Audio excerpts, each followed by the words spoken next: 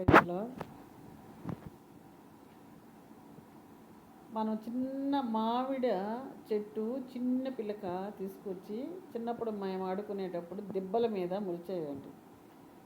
ఎవరైనా తిని ముట్టి అక్కడ పారేశారనుకోండి, ఆ విత్తనంలోంచి మొలకలు వచ్చేది. అవునా కదా? ఎంతమంది మీరు మామిడి చెట్లు బయట దొరికి ఉంటే ఇంట్లో తెచ్చేసుకున్నారో నాకు కామెంట్లో పెట్టండి.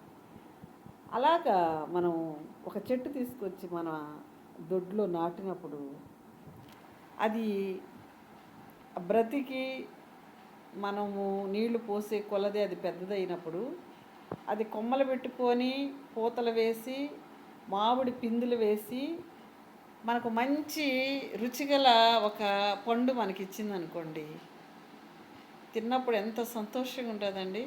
ఇది నేను వేసా, ఈ చెట్టు నేను వేసా, నేను తీసుకొచ్చి వేసా ఈ చెట్టుని.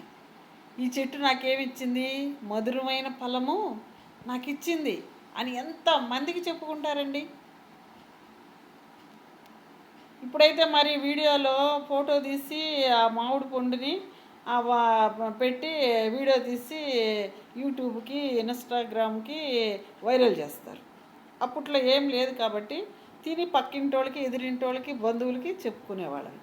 అయితే ఈరోజు విగ్రహారాధన చేసుకుంటూ ఆ శాపంలో పాపంలో పడి మేము మరిగిపోతున్నప్పుడు మాకు ఎక్కడి నుంచో ఒక సువార్త ఒకరి ద్వారా మాకు అందినప్పుడు ఆ సువార్త ఈరోజు మొలకై విత్తనమై మొలకై వృక్షమై ఫలాలు ఇస్తున్నప్పుడు మేము తిన్న వాళ్ళని మేము చెప్పకుండా ఎలా ఉంటామండి ప్రజలకి? ఈరోజు నేను వీడియో తీస్తుంటే సబ్స్క్రైబ్ అడగడం తప్ప, అడిగితే ఏమవుతుంది? మీరు చేస్తే ఇంకా అనేక మందికి వెళ్ళిపోతుంది నా సువార్త. వేలు లక్షలు ఖర్చు పెట్టి మీటింగ్స్ పెడుతున్నారండి సువార్త ప్రకటించే విషయంలో. సువార్తలో పాలుభాగస్తులమైతే మనకు రాదా ఆశీర్వాదము? ఎవరైనా దేవుడు నిలబెట్టుకుంటే ఆ వ్యక్తిని పడగొట్టకుండా ప్రోత్సహించండి. ఆ వ్యక్తి ద్వారా అనేక మంది రక్షించబడతారు. మన భారతదేశంలో మన భారతదేశం రక్షించబడుతుంది. ఈరోజు అమెరికాలో పడిపోయి ఉన్నారంటండి విశ్వాసంలో.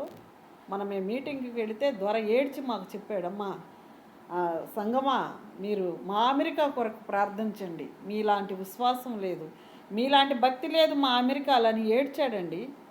ఈరోజు మన భారతదేశంలో యేసు ప్రభువుని గురించి ఇంతగా స్త్రీ అని లేకుండా, పురుషుడు లేకుండా, యవనస్తుడని లేకుండా, గుడ్డోడు, కుంటోడు, రోగిష్టోడు కూడా ప్రకటిస్తున్నారండి. వీడియో పెడితే తప్ప అండి? నేను చేయడం తప్ప? హల్లెలూయా, ప్రైజ్ లార్డ్. నా సహోదరులను అడుగుతున్నా నేను సబ్స్క్రైబ్ చేయమని. నేను బయట అన్యులకి లోకంలో పోయి నేను అడగలేదు కదా. మీకు కూడా ఇష్టం ఉంటే చేయండి, కష్టమైతే మానేయండి. నా విశ్వాసాన్ని పరిశోధన చేయటానికి మీకేం అధికారం ఉందండి? దేవునికి ఉంది. అది నాకు ఈ పని ఇచ్చాడు, ఆయనకు మాత్రమే ఉంది అది. హల్లెలూయా.